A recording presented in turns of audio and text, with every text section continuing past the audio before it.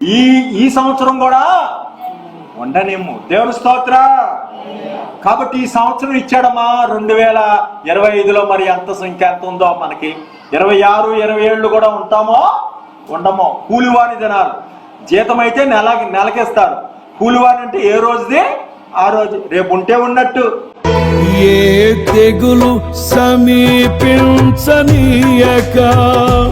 ఏ కీడైన దరి చేరనీయక, ఆపదలన్నీ తొలగే వరకు, ఆత్మలో నెమ్మది కలిగే వరకు.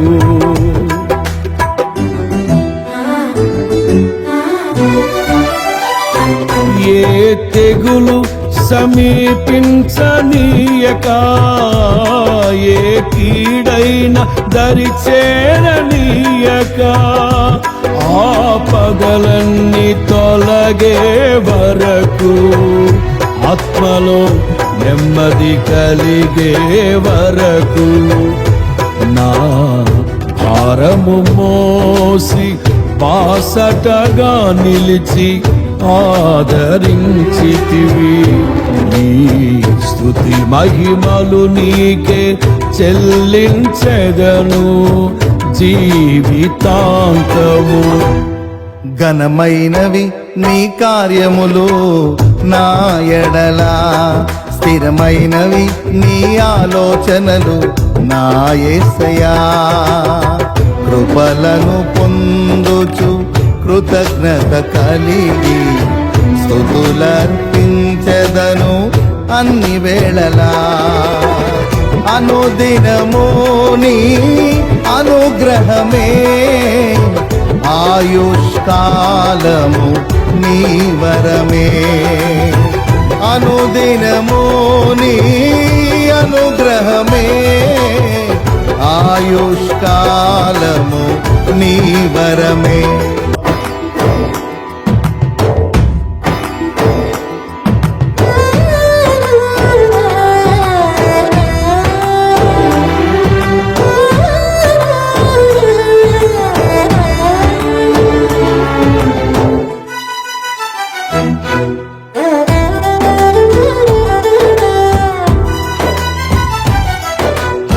నీ అరచేతిలో నన్ను చెప్పుకుంటివి, నాకేమి కోదువా. ఈ స్తుతి మహిమలు నీకే చెల్లించెదను జీవితాంతము. ఘనమైనవి స్థిరమైనవి, ఘనమైనవి నీ కార్యములు నా ఎడల, స్థిరమైనవి నీ ఆలోచనలు నా యేసయ్యా. ఘనమైనవి నీ కార్యములు నా ఎడల, స్థిరమైనవి నీ ఆలోచనలు నా యేసయ్యా. కృపలను పొందుచు కృతజ్ఞత కలిగి స్తుతులర్పించెదను అన్ని వేళలా. కృపలను పొందుచు కృతజ్ఞత కలిగి స్తుతులర్పించెదను అన్ని వేళలా. అనుదినము నీ అనుగ్రహమే, ఆయుష్కాలము నీ వరమే. అనుదినము నీ అనుగ్రహమే, ఆయుష్కాలము నీ వరమే. ఘనమైనవి నీ కార్యములు నా ఎడల, స్థిరమైనవి నీ ఆలోచనలు నా యేసయ్యా. ఘనమైనవి నీ కార్యములు నా ఎడల, స్థిరమైనవి నీ ఆలోచనలు నా యేసయ్యా.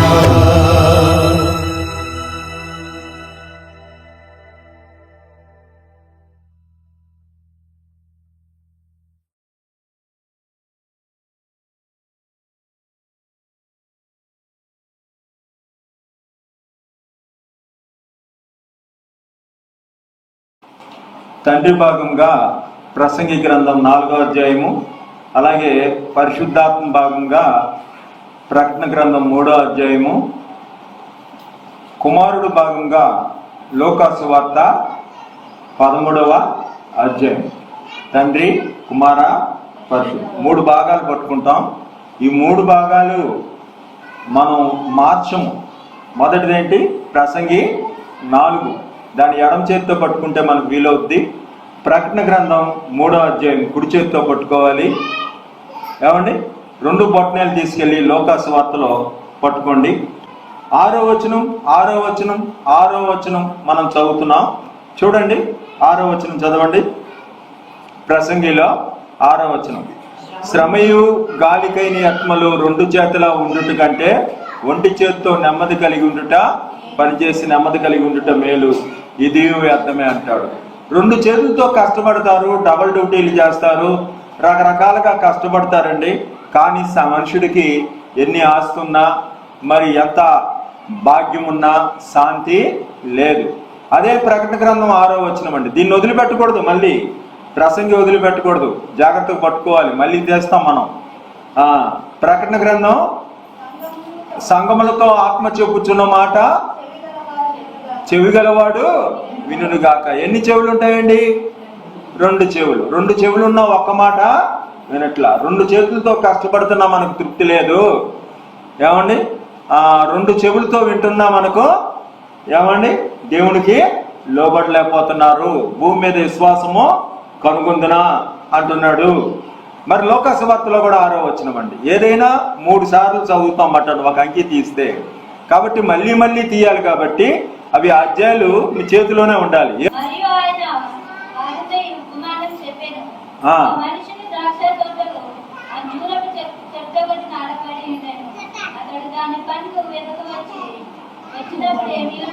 ఇక్కడ 2 జాతుల వృక్షాలు కనబడుతున్నాయి. ఈ 2 జాతుల వృక్షాలు ఏమండి? ద్రాక్షవనము, అంజూరపు చెట్టు. ఫలాలు మాత్రము లేవు. 2 జాతుల వృక్షాల పేర్లు ఉన్నాయి కానీ ఫలాలు ఉన్నట్టు కనబట్ల. 2 చేతులు, 2 జాతుల వృక్షాలు, 2 చెవులు వచ్చినాయండి. ఒకేలా వచ్చింది, ఫలితమేమీ లేదు. 7వ వచనం చూడండి. ప్రసంగిలో 7వ వచనము. ప్రసంగిలో ఏమంటున్నాడు? 7వ వచనము, నేను ఆలోచింపగా సూర్యుని కింద వ్యర్థమైనది ఒకటి కనబడుతుంది. వ్యర్థమైనది కనబడుతుందట. వ్యర్థము అని చెప్పగానే లోకాసు వార్తలో 13:7లోకి రావాలి. ఇదిగో 7 చదవండి. 3 ఏళ్ల నుండి అంజూరు చెట్టు పండ్లు వెతుకుతున్నాను కానీ ఏమీ దొరకలేదు. దీని నరికివేయము, దీని వలన వ్యర్థం అంటే అర్థం వచ్చిందండి. దేవుని స్తోత్రం. పిలదొల్పిలో ఉన్న సంఘదూతకు ఎలాగ రాయము? దావీదు తాళపు చెవి కలిగి ఎవడో వేయలేకుండా తీవాడును, ఎవడో తీయలేకుండా వేయువాడునైనా సత్యస్వరూపి నేనే మార్గము, నేనే సత్యం. తాళపు చెవి ఆయన చేతిలో ఉంది. ఎందుకు ఫలించలేదు? సొలొమోను వ్యర్థము అని చెప్పాడు. ఎందుకు వ్యర్థమయ్యాడు? సొలొమోను వ్యర్థుడా? 1000 మంది భార్యలు ఉన్నారు. ఎంతమంది భార్యలండి? 1000 మంది భార్యలు ఉన్నారు. ఏమండి? 40 సంవత్సరాల పరిపాలన ఉంది. ఎందుకు వ్యర్థమయ్యారు? ఆయన మూస్తే తెరిచేవాడు లేడు, తెరిస్తే మూసేవాడు. తాళం చెవి ఆయన చేతిలో ఉంది. అంగట్లో అన్నీ ఉన్నాయి, అల్లున్నోట్లో శని ఉందట. అవునా? సొలొమోనుకి 1000 మంది భార్యలు ఉన్నా సంతోషం ఉందా? అంతా వ్యర్థమే. 40 సంవత్సరాల పరిపాలన ఉందా? ఏం సంతోషం ఉందా? తాళం ఎవరు వేశారు? దేవుడు. సత్యం ఎవరట? నేను. సమస్తము వ్యర్థమే. మానవ కోటికి ఇదే విధి. యెహోవాయందు భయభక్తులు కలిగిట మానవ కోటికి. మన పొలాలున్నా, పిల్లలున్నా, భార్య ఉన్నా, ఏమండి అన్నీ ఉన్నా ఎవరు సత్యము? నేనే మార్గము, నేనే సత్యం. నేను మూస్తే తెరిచేవాడు లేడు, తెరిస్తే మూసేవాడు లేడు. ఆకాశం ముందు ఆసీనుడా, నీ తట్టే కన్నులు ఎత్తుచున్నావు. ఎందుకని? నీ చేతిలో తాళపు చెవి ఉంది. మా దగ్గర డబ్బు ఉంది, మా దగ్గర జ్ఞానం ఉంది, మా దగ్గర మనుషులు ఉన్నారు, బలం ఉంది. కానీ మా వలన కాదు, నీ వైపే చూస్తున్నావు. నువ్వు మాత్రమే సత్యం. అర్థమవుతుందండి? 3 7 ఇలా కలిసినాయి, 3 6 అయిపోయినాయి. తెలుసండి ఎంత స్పీడ్గా అంటే 6 వచనాలు చదివేసాం. మీకు స్పీడ్గా చదవడంలో ఉంటుంది. 1వ వచనం చదవండి. 1వ వచనం ప్రసంగిలో 1వ వచనం. పిమ్మట సూర్యుని కింద జరుగు ఈ విధమైన అన్యాయ పనులు. ఇక్కడ పాయింట్లు గమనించాలి. అన్యాయ పనులు జరుగుతున్నాయి, నేను యోచించితిని. బాధింపబడువారు 2వ పాయింట్. ఆదరించు దిక్కులేక, ఆదరించే దిక్కులేదట. కన్నీళ్ళు ఇక్కడ 4వ పాయింట్. బాధపడేవారు, ఆదరించే దిక్కు, అన్యాయము, కన్నీళ్లు 4వ పాయింట్. ఇంకా ఆదరించి దిక్కు లేక కన్నీళ్లు విడుస్తున్నారు. ఇంకా చదవండి. వారిని బాధ పెట్టేవారు బలవంతులు గనుక, బలవంతులు, ఆదరించేవాళ్ళు, బాధపడేవాళ్ళు, అన్యాయము, కన్నీళ్లు. ఇన్ని పాయింట్లు ఉన్నాయండి దాంట్లో. అవునా? మళ్ళీ ఇక్కడ రావాలి, ఇందాక వచ్చేసినట్టు ఇక్కడ రావాలి. లోకాసు వార్త మొదటి ప్రసంగిలా చెప్పాడు. ఏమన్నాడు? అన్యాయం జరిగింది, కన్నీళ్లు విడుస్తున్నారు, బాధ పెట్టేవారు ఉన్నారు, బలవంతులు ఉన్నారు, ఆదరించేవాడు ఎవడు లేడంటే ఇక్కడ పిలాతు బాధ పెడుతున్నాడు. అన్యాయం బలి, అక్కడ కన్నీళ్ళు అంటే ఇక్కడ రక్తము, ఇక్కడ ఆదరించేవాడంటే ఆ సంగతి యేసుతో చెప్పగా అని ఉందండి. దేవుని స్తోత్రం. కలిసిందా? అక్కడ ఎన్ని పాయింట్లు ఉన్నా అన్ని పాయింట్లు టాలీ అయిందా లేదా? ఇప్పుడు ప్రకటన గ్రంథంలో చూస్తున్నాం. బాధ పెట్టేవాడు బలవంతుడు ఎవరంటే 7 నక్షత్రాలు చేతబట్టిన వాడు. ఆదరించేవాడు ఎవడంటే 7 ఆత్మలు గలవాడు. ఆత్మ అంటే ఏంటి? ఆదరణ కోసము పంపిస్తా అన్నాడు. 7 ఆత్మలు గలవాడు, 7 నక్షత్రాలు. సెంటు భూమి ₹1,00,00,000 ఉంటుంది. ఏమండి? 7 నక్షత్రాలు అంటే భూమి కంటే పెద్దవి నక్షత్రాలు. కొనటానికైనా మోయడానికైనా బరువే. బలవంతుడు చెప్తున్నాడు, చేతిలో పట్టుకొని, లడ్డూలు కావవి చేతిలో పట్టుకోవటానికి. ఏమండి? 7 నక్షత్రాలు చేతబట్టి 7 ఆత్మలు గలవాడు చెప్పేవనగా జీవించున్నావు అనే పేరు మాత్రం ఉంది, కానీ నీవు మృతుడివి. ఎందుకని మృతుడివి? కన్నీళ్ళు కారుస్తున్నావు, రక్తము కారుస్తున్నారు. ఏమండి? రెక్కాడితే కానీ దొక్క ఆడదు. సగం నిద్రే దీంట్లో. నిద్రపోయింది బతికినట్లు లెక్క. ఏమండి? నిద్రపోయింది బతికినట్లు లెక్క. ఏ మనిషి అయినా 24 గంటల్లో 1/3 నిద్రపోతాడు, 30-40% నిద్రపోతాడు. అర్థమైందా? మిగతా 30% రొక్కాడితే కానీ దొక్క ఆడదు. మిగతాది యాక్సిడెంట్ తప్పించుకొని రావాలి ఎమ్మికినూరు నుంచి. ఏమని? కిడ్నీ ట్రబుల్, క్యాన్సరు, టీబీ, గుండె జబ్బు, తలకాయ నొప్పి, ఎన్నిసార్లు వాంతులు వచ్చినాయి, ఎన్నిసార్లు. అరే అస్తవ్యస్తమైన బతుకులో కూతురు పెళ్లిళ్ళ విషయాల్లో, కొడుకుల పెళ్లిళ్ళ విషయాల్లో, ఉద్యోగాల విషయాల్లో, వాంతులు విరోచనాల విషయాల్లో ఎంత పోరాటం ఉంది. దేవుని స్తోత్రం. సూర్యుని కింద బలమైనది ఏంటంటే మరణము.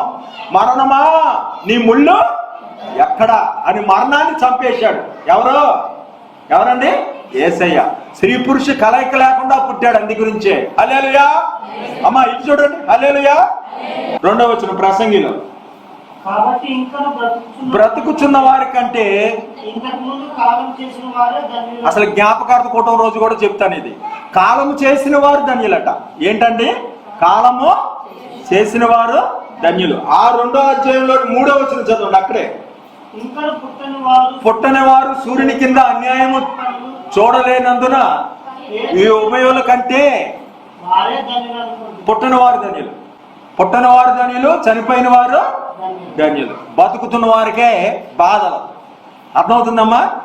జీవించున్నావు అనే పేరు మాత్రం ఉంది, కానీ నువ్వు మున్సబ్ అన్యాయం చేస్తాడు, ఊరు పెద్ద అన్యాయం చేస్తాడు, భర్త అన్యాయం చేస్తాడు, తమ్ముడు అన్యాయం చేస్తాడు. అనేక అన్యాయాలు ఉన్నాయి. మన బ్రతికే అన్యాయము. మరణం మనల్ని మింగేస్తుంది. ఇటువంటి మనుషులు అన్యాయం అవ్వకూడదని దేవుడు సొంత కుమారుని ఈ లోకానికి పంపించాడు. ప్రజలందరకు శుభవార్త, నేడు రక్షకుడు నీ కొరకు పుట్టి ఉన్నాడు. ఏంటి శుభవార్త? మరణమేక నీకు లేదు. అదమ్మా శుభవార్త. మరణం ఉందనుకున్నామో, మరణము లేదు. అసలు పాపం కూడా లేదు. పాపానికి కూడా భయపడక్కర్లా. అర్థమైనా? అలాగని పాపం నీవు చేయకూడదు. దేవుని స్తోత్రం. ఇంత స్వేచ్ఛనిచ్చాడండి. ఏమని? ఇప్పుడు చనిపోయిన వారు ధన్యులు అర్థం వచ్చిన దాన్ని కాబట్టి ప్రకటన గ్రంథంలో కూడా 2వ వచనం చదవండి. ఆ 3-2 అధ్యాయాలు చెప్పక్కర్లా, అదే అధ్యాయం 3-2 ప్రకటన గ్రంథం. నీ క్రియలు దేవుని ఎదుట సంపూర్ణమే కానివి కాదు గనుక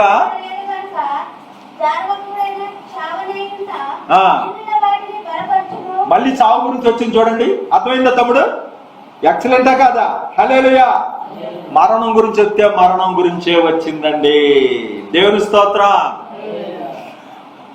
పుట్టిన వారు ధన్యులు, వారు అన్యాయం చూడలేదు అన్నాడు కదా. ఈ 3వ వచనం చదవండి ఇక్కడ, ఆ ప్రకటన గ్రంథంలో. ఎలాగ వింటివో, ఎలాగ మారు మనసు పొందివో, మారు మనసు పొందుమన్నాడా? మరి లోకాసు వార్తలో 3వ వచనం 13:3, కారని మీతో చెప్పుచున్నాను, మీరు మారు మనసు పొందని ఎడల. ఏమండి తమ్ముడు? 2 చోట్ల పాస్టర్ గారు 2 చోట్ల మారు మనసు ఉందా లేదా? దేవుని స్తోత్రం. అక్కడ అన్యాయం లేదని చెప్పాడా లేదా? 3వ వచనాల్లో శుద్ధత వచ్చింది, 2వ వచనంలో గతం గురించి వచ్చింది. అట్టి హింస పొందిన వారే ధన్యులు. హింస పొందిన వారు ఎలా ధన్యులు అని చెప్పమంటారా? మీ భర్త బాధ అయిపోయింది, బాధ ఇంజక్షన్ చేపించేసుకున్నాడు, వెళ్ళిపోయినాడు. వెనకాతలు ఉన్నదాన్ని నువ్వేం చేస్తాడు? ఆ పొడుతున్నప్పుడల్లా నీకు ఏముంటుంది? నొప్పి వస్తుంటది. ఎలాగా? వాళ్ళు పొడుతుంటే అమ్మో అమ్మో నాకు పొడుతారు బాబాయ్ అంటాం. అవునా కాదా? హింస పొందిన వారే ధన్యులు. అర్థమవుతుందండి? ప్రసంగిలో అలాగే బైబిల్లో చెప్తాడు, ఎప్పుడు గతమే మంచిది కానీ రాబోయేది మంచిది కాదు. దేవుని స్తోత్రం, దేవుని స్తోత్రం. మన చేతిలో 5వ వచనం కూడా ఉంది. ప్రసంగిలో 5వ వచనం చదవండి. మనం ఇప్పుడు ఏం చేయాలంటే మారు మనసు పొందాలి. ఎలా పొందాలి? 5వ వచనం చదవండి. బుద్ధిహీనుడు చేతులు ముడుచుకొని మాంసం భక్తి. చేతులు ముడుచుకునే రోజులు కావు. నీ చెయ్యి చాచు అంటే చెయ్యి చాచాడు, వాడు దిగ్గుని లేచి నిలిచి గంతులు వేస్తూ వెళ్ళిపోయాడు. ఇంకా శృంగారం అనే దేవుని దగ్గర బిచ్చగాళ్ళలా ఉండకూడదు. మనం నాయన అది ఇవ్వయ్యా ఇది ఇవ్వయ్యా కాదు. మనం ఎప్పుడు కుమారులము కుమార్తెలము, రాజులైన యాజక సమూహము, మునుపు దూరస్తులము, మునుపు చీకటి వారము, ఇప్పుడు వెలుగు సంబంధము. మనం లేవాలి, చేతులు ముడుచుకోకూడదు, వాక్యం అనే కట్కం పట్టాలి, రక్షణ శిరస్త్రానం ధరించాలి, నీతి అనే మైమరుపు ధరించాలి, సత్యమనే దట్టి కట్టాలి, విశ్వాసం అనే డాలు. చేతులు ముడుచుకున్నారు. బుద్ధి గల కనికులు, బుద్ధి లేని కనికులు. ఎంతమంది వాళ్ళు? 10 మంది. 10 మంది అయితే 5గురు వెళ్ళారు. ఎందుకని? ఎగస్ట్రా జాగ్రత్త లేదు. ఆదివారం చాలే అనుకుంటున్నారు వాళ్ళు. బుధవారం పెట్టినారు, శుక్రవారం పెట్టినారు, శనివారం పెట్టినారు, ఎప్పుడు రారు, ఆదివారమే వస్తారు. ఇటువంటి క్రైస్తవులే ఈ బుద్ధి లేని. పిలుపొందాలకి బాప్తీసాలు ఉన్నాయి, అన్నీ ఉన్నాయి. వేస్ట్ అయిపోయారు. 10 మంది నిద్రపోయారు. పెళ్లిళ్ళు చేసుకోవడం తప్పు కాదు, వ్యవసాయాలు చేయడం తప్పు కాదు, నిద్రపోవడం తప్పు కాదా? 10 మంది నిద్రపోయారు. నీతిమంతులు లేడు ఒక్కడు. 10 మందిని తప్పారు, నిద్రపోయారు. నిద్రపోవడం కానీ ఎవరైతే ఏసేపు సమృద్ధిగా పడినప్పుడు నిల్వ చేసుకున్నాడే, దొరికిందల్లా దాశాడే, అప్పుడు కరువులో తీశాడే, ఎప్పుడు ప్రార్థన పెడితే అప్పుడు వస్తారే, వారు మాత్రమే ప్రవేశించారు. దేవుని స్తోత్రం. ఏమని? 5లో చేతులు ముడుచుకోక ఏం చేయమన్నాడు? ఆ ప్రకటన గ్రంథంలో 5వ వచనం చదవండి. ప్రకటన గ్రంథంలో 5వ వచనము, జయించువాడు. అమ్మా, కిల్లి జయించావా? బూతులు జయించావా? సినిమా జయించావా? జయించువాడు తెల్లని వస్త్రం ధరించి నాతో పాటు కూర్చుంటాడట, సింహాసనం ఇస్తాడట ఆయనకి. దేవుని స్తోత్రం. అతనికి కిరీటం ఇస్తాడట. ఇంకా 5వ వచనం చూడండి. ఇక్కడ 5వ వచనము, లోకాసు వార్తలు 5వ వచనం 3:5. మీరు మారు మనసు పొందనేడలా. ఆడు చచ్చిపోయిన వాళ్ళు, ఆడు యాక్సిడెంట్ అయింది, పాపులు అనుకుంటున్నావేమో. నీకు సమయం ఇస్తున్నాను. వారు పాపులేం కాదు కానీ మారు మనసు పొందడానికి నీకు సమయమో ఇస్తున్నాను. దేవుని స్తోత్రం. ఇందాక చదివింది ఏంటనుకున్నారు? చెట్టు ఎవరు? మనమే. ఫలాలు లేని చెట్టుని నరికేస్తాడట. యేసయ్య ఆకలితో వచ్చాడట, చెట్టును చూశాడట, అక్కడ ఆకులు ఉన్నాయి కానీ కాయలు లేవట. అప్పుడు దాన్ని శపించాడు. అలా ఎన్నాళ్ళ నుంచి వస్తున్నావో, నీలో ఫలాలేంటి? బూతులా? నీలో ఫలాలేంటి? జగడమా? నీలో ఫలమేంటి? దెబ్బలాట? నీ రూపాయలు ఎవరికి ఇస్తున్నావు? తాగుడుకా? నీ రూపాయలు సిగరెట్లుగా? నీ రూపాయలు గంజాయికా? తాగుడుకా? నీ సమయం ఎవరికి ఇస్తున్నావు? అష్టాచమ్మ మా ఇంటి మహాలక్ష్మిగా? దేవుడికి ఇవ్వడవా? కుటుంబాన్ని కాసుకోవా? పిల్లల్ని కనేసావు, పిల్లలను కనీసం వారు బతుకు కూడా కనాలి. ఎలా కనాలండి పాస్టర్ గారు? మూలగాలి, వేదన పడాలి, అప్పుడు వారికి మంచి బతుకు వస్తుంది. ఎవరికి వస్తుంది? నీ కొడుకు వస్తుంది, నీ కూతురుకు వస్తుంది. నువ్వు మూలిగి ప్రార్థన చేయాలి. నువ్వు మూలకుండా ఏం చేశాడు? ప్రేమించుకున్నా పెళ్లి చేసుకున్న అష్టాచమ్మలు పెట్టేశాడు. నువ్వు ఇక మూలగో, నీకు ప్రార్థన కూడా రాదు. మూలుగుడు కాదు, అసలు ప్రార్థన రాదు. అర్థమవుతుందండి? ఇప్పుడు ఏం చేశాడు? నరికేయమంటుంది ఎవరు? చెట్టుని నరికేయమంటుంది ఎవరండి? వ్యవసాయదారుడు. హల్లెలూయా. నరికేయమంటుంది వ్యవసాయదారుడు అండి. ఏమండి? ఇప్పుడు తోటమాలి ఏమంటున్నాడో చూడండి, లోకాసు వార్తలో 8వ వచనంలో. దీనివల్ల ఈ స్థలం ఎలా అర్థం? నరికే, ఈ అమ్మాయి వల్ల నాకేం ప్రయోజనం అని అంటాడు మాట. అయ్యా దాని చుట్టూ ఎరువు వేయమట్టుకు ఏమండి ఈ సంవత్సరం కూడా ఉండనేమో. దేవుని స్తోత్ర. కాబట్టి ఈ సంవత్సరం ఇచ్చాడమ్మా 2025లో. మరి ఎంత సంఖ్య ఎంత ఉందో మనకి? 26, 27 కూడా ఉంటామో ఉండమో. కూలివాని దినాలు. జీతం అయితే నెలకిస్తారు. కూలివాని అంటే ఏ రోజుది ఆ రోజు. రేపు ఉంటే ఉన్నట్టు. బ్యాంకులో నేను వేసుకున్నానండి 30,000 దినాలు అంటారా? 30,000 దినాలంటే ఎంత అనుకున్నారు?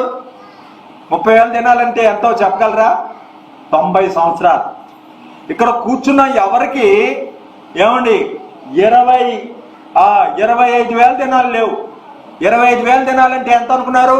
75 సంవత్సరాలు. అధిక బలం అంటే 80 సంవత్సరాలు.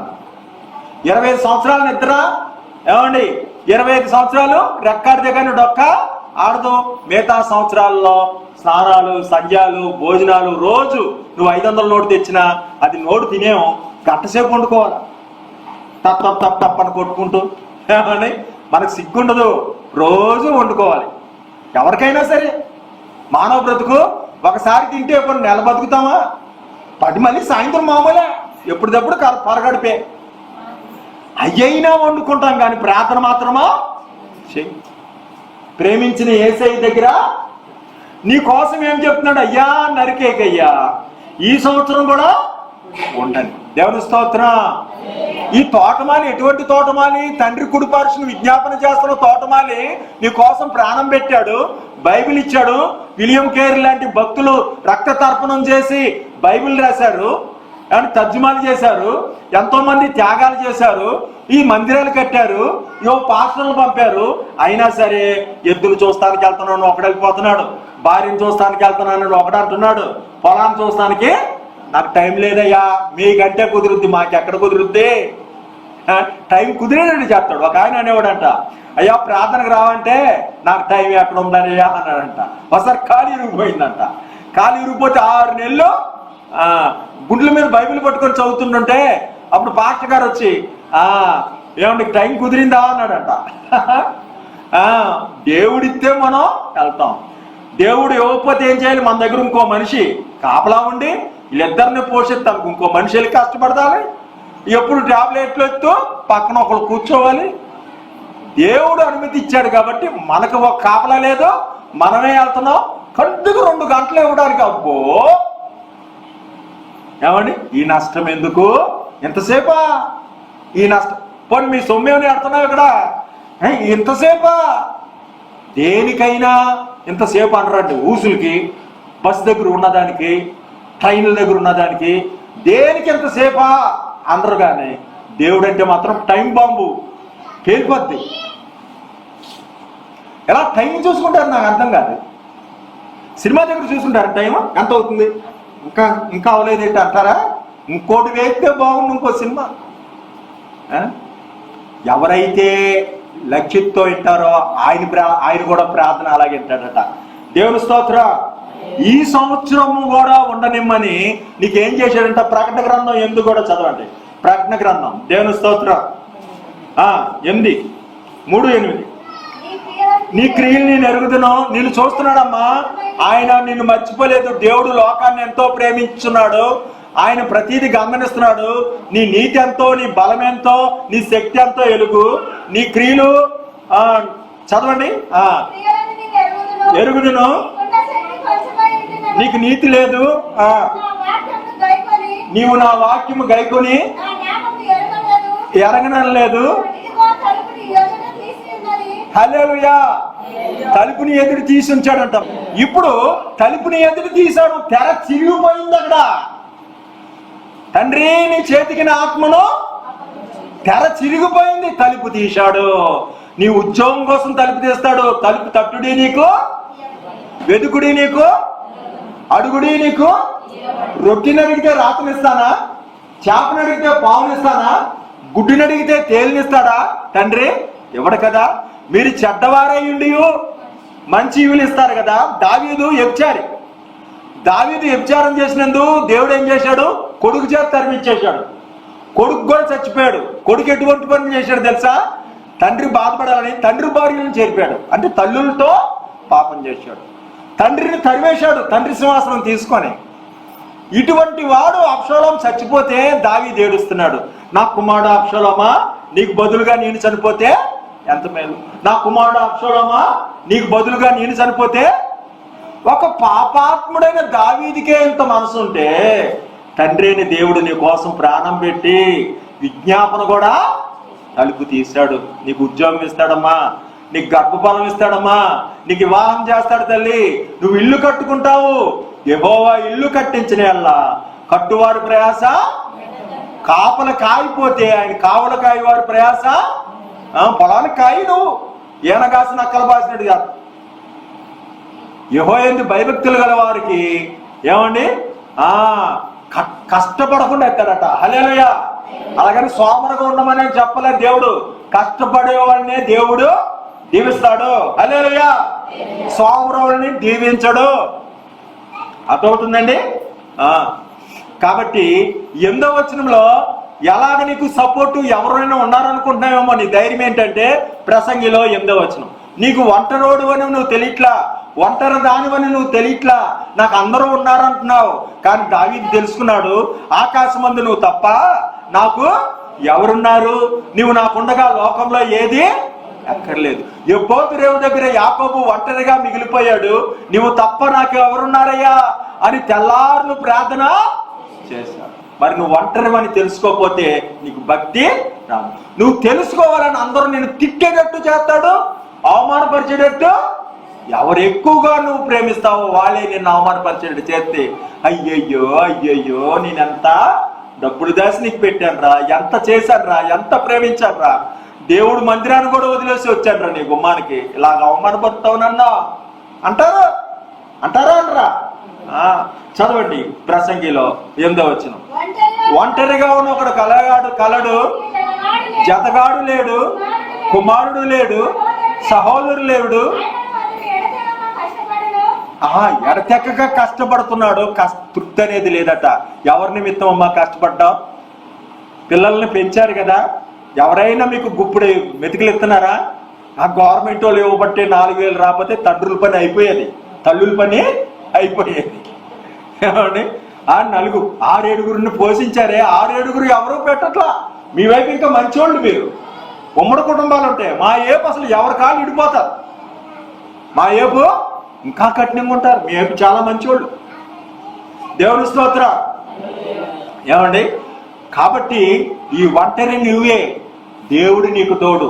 నిన్నేమాత్రుడవునో ఎన్నడు నిన్నేమాత్రుడవునని ఆయన ఎంత ప్రేమిస్తున్నాడు. దేవుని స్తోత్రం. మనం అన్ని వచనాలు చదువుకున్నాం. ఇప్పుడు మనం ఏమిచ్చి దేవుణ్ణి ఆరాధన చేయాలి అంటే చెట్లన్నీ మీటింగ్ పెట్టుకున్నాయంట. ఇవన్నీ చెట్లు మాట అండి. మీటింగ్ పెట్టుకొని ద్రాక్ష చెట్లు రాజుగా చేశారంట. చేస్తే ద్రాక్ష చెట్టు అందంట, నేను అటు ఇటు ఊగుల్లాడి రాజుగా ఉండటానికి నేను ఒప్పుకోను, నాకొద్దు ఈ పదం అందంట. అంజురుపు చెట్టుని అడిగారంట రాజుగా ఉండంటే, నేను అటు ఇటు ఊగుల్లాడి పోజు కొడతానా? నేను మనుషులకి దేవునికి ఫలాలు ఇస్తాను కానీ నేను ఈ రాజు పని నాకు వద్దు. ఒలివ చెట్టుని అడిగారంట, మనుషులకి దేవుడికి నేను నూనె ఇస్తాను కానీ ఈ పోజులు రాజుగారి నాకు పని వద్దంటే, అరే అందరిని అడుగుతున్నారు, వాళ్ళు వద్దంటున్నారు, నన్ను అడగరే అందంట ఒక చెట్టు. ఏ చెట్టు అది? ముళ్ళ చెట్టు, తుమ్మ చెట్టు. ఈ చెట్టు అంటుంది, నన్ను ఎన్నుకోరా, ఆళ్ళని అడుగుతారేంటి? నన్ను ఎన్నుకోపోతే నాలో అగ్ని వచ్చి తగలాడతాను అన్నాడు. దేవుడు చూశాడట. హల్లెలూయా. దేవుడు చూసి తుమ్మకర్రతో మందసం చేయాలట. తుమ్మకరతో దీపస్తంభం చేయాలట, తుమ్మకరతో బలిపీఠము చేయాలట. అదేంటండి గంధపు చెక్క వాడొచ్చు కదా అంటే, లేదు లేదు వడ్లవాణి నేను చెప్తున్నా. నేను యేసయ్య ఎవరమ్మా? వడ్లవాణి కుమారుడు.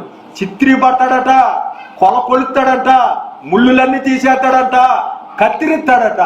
ఎక్కడ కత్తిరిస్తే అక్కడ కట్టవాలి, ఎక్కడ లేవమంటే అక్కడ లేవాలి, ఎక్కడ అతికిస్తే అక్కడ అతికి. అప్పుడు నీ మీద బంగారం పొదిగి దేవుని మందిరంలో పెట్టుకుంటాడు. హల్లెలూయా. మనము బూతులు పోకిరి మాటలు ఇడిచిపెట్టి ఆత్మఫలాలు, ప్రేమ, సంతోషము, దీర్ఘశాంతము, విశ్వాసము, సమాధానము, దయాలత్వము అనే మంచి ఫలాలు మనకు ఉండాలి. దేవుని స్తోత్రం. అర్థమైందండి? మనుషులు దేని కోసం బతుకుతారంటే 4వ వచనం చదవండి త్వరగా 3-4 ప్రసంగిలో 4 చదవండి. నరులు కష్టమంతయు నేర్పుతో కూడిన పనులన్నీ రోష. నేను ఫలానా కులం అండి, నేను కమ్మండి, నేను కాపండి, నేను ఇంజనీర్ అండి, నేను ఎంపీటీసీ అండి. అర్థమవుతుందండి? మళ్ళీ ఇంకో 4వ వచనం లోకాసు వార్తలో 4వ వచనం. శిలువలో గోపురం అంటే టవర్ మీద టవర్ కడతారు, స్లాబ్ మీద స్లాబ్. ఏమండి? బాబేలు గోపురం కట్టారు పేరు సంపాదించుకోవాలని, దేవుడు చెల్లాచెదురు చేశాడు. ఇక్కడ గోపురం కట్టారు, కూలి 18 మంది చచ్చిపోయారు. ఎంతమంది చచ్చిపోయారండి? ఇందులో జ్ఞానం ఉంటాడు.